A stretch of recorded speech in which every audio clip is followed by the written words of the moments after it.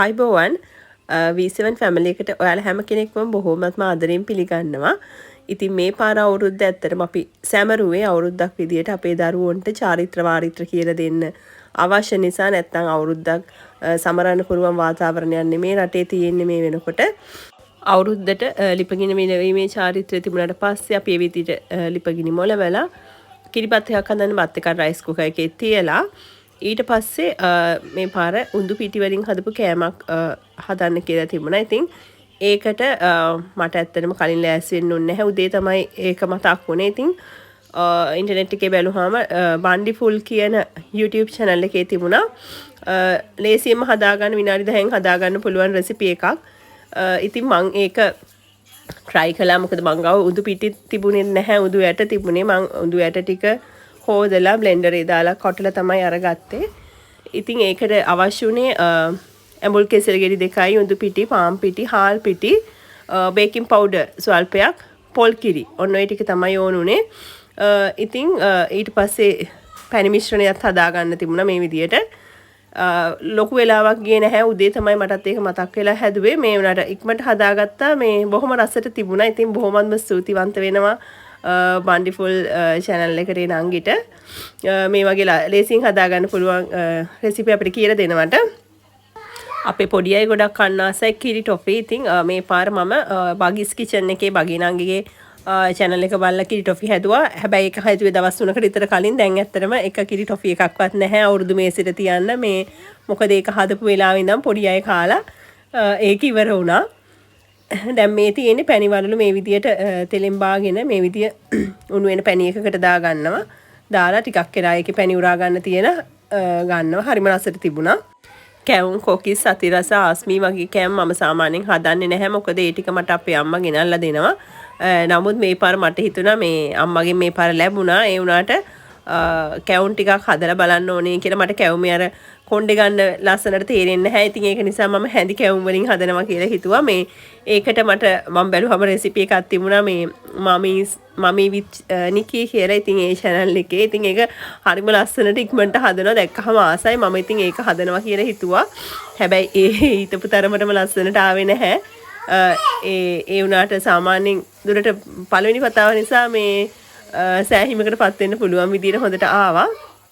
ඉතින් මම මේක අවුරුද්ද වෙලාවේ හදන්න අවශ්‍ය නිසා කලින් දවසේ රෑ තමයි මේ පිටි මිශ්‍රණය අනලා තිබ්බේ. බොහොමත්ම ස්තුති වෙනවා මාමේ ස්විච් නිකි YouTube channel එක කරන ඒ සහෝදරියට මේ රෙසිපි එක වෙනුවෙන්.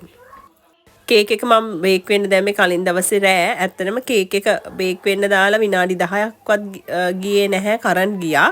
ගිහිල්ලා පැය 2කට පස්සේ තමයි ආපහු කරන්ට් ආවේ රෑ. මම හිතුවේ නෑ කේක් එක මේ වගේ හොඳට තියේවි කියලා. ඇත්තටම ලොකු ප්‍රශ්නයක් වුණ නැහැ. මොකද මම ඒ වෙලේ oven එක අරින්න නැතුව හැමම තිබ්බා. තියලා කරන්ට් එක ආවට පස්සේ ආපහු oven එක ඒ අවශ්‍ය කාලේ පැය භාගයක් තිබ්බා. ඊට පස්සේ කේක් එක හොඳටම තිබුණා. එහෙම ප්‍රශ්නයක් නැතුව. එතකොට මේ කැවිලි මේසෙට මේ මම ඇත්තටම හැදුවේ උඳුවැල් සහ කේක් පමණයි. හැඳි කැවුම් හැදුවට ඉතුරු ටික කැවිලි අම්මා ගෙනල්ලා දුන්නා. අනිත් ටික අපි කඩෙන් ගත්තා. මේ අපි දැන් ආහාර අනුභව නැකතට ලෑස්ති වෙන්න සූදානම් වෙන්නේ. ඉතින් මේ වෙනකොටත් පොඩි අයට බඩගිනි වෙලා ඉතින් ওই චූටි කෑම වලින් පොඩ කනවා. කෙනු නම් එපා කිව්වට තේරෙන්නේ නැහැ. කෙනු ගිහිල්ලා පොඩ හැම එකෙම කනවා. දැන් මේ බුදු පහන තියලා අපි මේ චාරිත්‍රයට සූදානම් වෙන්න හැදුවේ. මොකද දරුවන්ට ඒව පෙන්වන්න ඕන නිසා.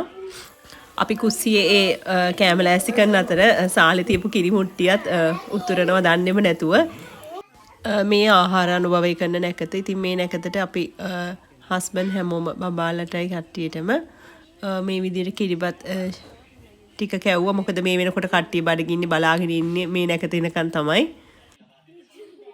ඉතින් වැඩාලන නැකතට පොඩි අයට යාළගේ පොත් අරගෙන ඇවිල්ලා යාළ කැමති වැඩක් කරන්න කියලා කිව්වා. මොකද අපේ අම්මලා තාත්තලාත් අපිට පොඩි දවස්වල ඒ වැඩාලන නැකතට එහෙම හරියට පොත් අරගෙන පාඩම් කරන්න බලා ගන්න කියලා කියන. ඉතින් මේ දේවල් යාළට පුරුදු කරන්න ඕන නිසා ඒ වගේම ඊට පස්සේ ගනුදෙනු කිරීම නැකත ඉවර වෙලා අම්මට තාත්තට වඳින දේවල් ඒ හැමදේම පුරුදු කරන්න ඕනේ. මොකද මේ චාරිත්‍ර අපි මේ විදිහට යාළට කියලා දුන්නොත් තමයි යාළා අනාගතයේදී මේ දේවල් ඉදිරියට කරගෙන යන්නේ. නැත්නම් එයාලා මොනවද චාරිත්‍ර මොකද්ද අවුරුද්ද කියන දේවල් දන්නේ නැහැ. මේ වෙනකොට ශ්‍රී ලංකාවාසී අපි පිට තුන්වෙනි අවුරුදු තමයි මේ හරියට අවුරුදු සමරන්නේ නැති. මොකද පාස්කු ප්‍රහාරය ඊට පස්සේ කොවිඩ් නිසා දැන් මේ අවුරුද්ද තෙල් ගෑස් නැහැ, පිටි නැහැ, මිනිසුන්ට සල්ලි නැහැ. බොහොම අමාරුවෙන් ජීවත් වෙන්න. ඉතින් ඒ ප්‍රශ්නයක් අපි බොහොම අමාරුවෙන් ගෙවන තුන්වෙනි අවුරුද්ද තමයි මේ තියෙන්නේ. අපි සාමාන්‍යයෙන් දරුවන්ට අත්දැකීම් තුලින් ඉගෙනීමට අවස්ථාව ලබා දෙනවා. ඉතින් මේ කොහේ හරි මේගොල්ලෝ දැකලා තියෙන මාෂ්මෙලෝස් මේ විදිහට පුච්චලා කනවා. ඉතින් කන්න බෑ, පොල් තෙල් ගෑවෙනවා, පොල් තෙල් රසයි, කළු දුම බැඳිලා. ඉතින් කිව්වට ඒක තේරුම් ගන්න නැහැ. ඉතින් කරලාම බලන්න අවස්ථාව ලබා දුන්න කොහොමද කියලා.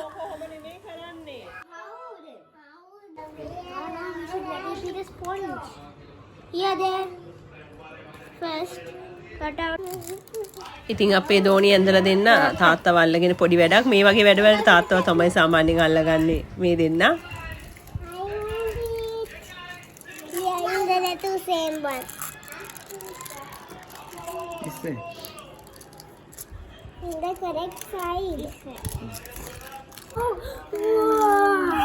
Show me.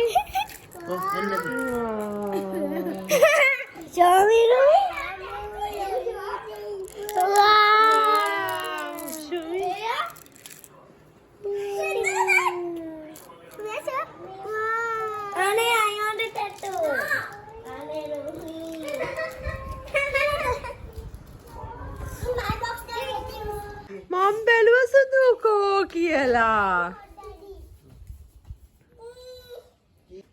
ඉතින් චාරිත්‍ර වාර්තා ටික ඉවර වෙලා පොඩි අය කට්ටියත් එක්ක මේ විදිහට එළියට බහැලා ඉතින් චුට්ටක් එයාලත් එක්ක කතා බහ කර එයාලත් එක්ක විනෝද වෙලා එයාලගේ පින්තූර ටිකක් අරගත්තා මෙන්න මේ විදිහට.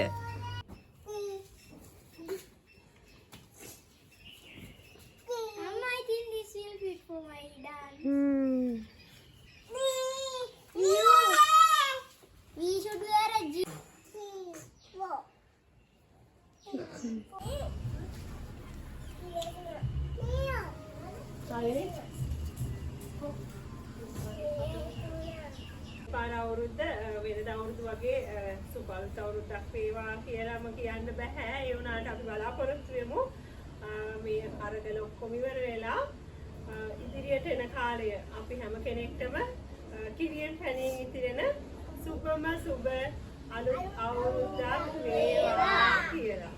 හැම කෙනෙක්ම බලාපොරොත්තු ප්‍රාර්ථනා ඒ ආකාරයෙන්ම ඉෂ්ට සිද්ධ වේවා කියලා ප්‍රාර්ථනා කරනවා.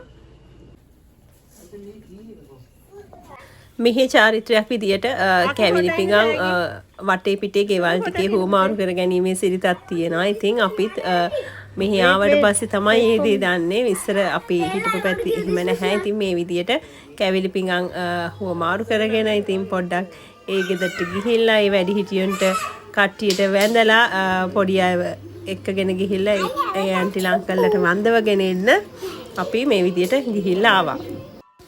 උදේ පැණිවල හදපු මිශ්‍රණයෙන් ටිකක් ඉතුරුණා. ඉතින් ඒකට බිත්තරයක් කඩලා දාලා මේ විදියට හවස තෝසි හැදුවා පොඩි අයට රැට. ඉතින් හරි ලේසියෙන් හදා ගන්නත් පුළුවන්. ඉතින් මෙන්න මේ විදියට හදලා දුන්නා කට්ටියට තෝසෙ කන්න. ඉතින් රසයි කට්ටියම කෑවා. ඉතින් බොහොමත්ම ස්තුතියි අපිත් එක්ක මේ විදියට වීඩියෝ එකත් එක්ක එකතු වෙලා හිටියට. අපි හැමෝටම මේ අසීරු කාලයේ රටක් විදියට ජයග්‍රහණය කරගන්න හැකියාව ලැබේවා කියලා ප්‍රාර්ථනා කරනවා. ඒ වගේම මගේ channel එක subscribe කරලා නැත්නම් දැන් මේ වෙනකොට ඉතින් යට තියෙන subscribe button එක ඔබලා bell icon එක click කරන්න. එතකොට අලුතෙන් මම දාන videos වල notification ඔයාලට එනවා. දිගටම මේ විදිහට අපිත් එක්ක රැඳිලා ඉන්න කියලා ඔයාලා හැම කෙනෙක්ටම ආරාධනා කරනවා. බොහොමත්ම ස්තුතියි හැම කෙනෙක්ටම ලැබුවා වූ අවුරුද්ද කිරියෙන් පැනින් උතුරන සුබම සුබ නව වසරක් වේවා කියලා ප්‍රාර්ථනා කරනවා.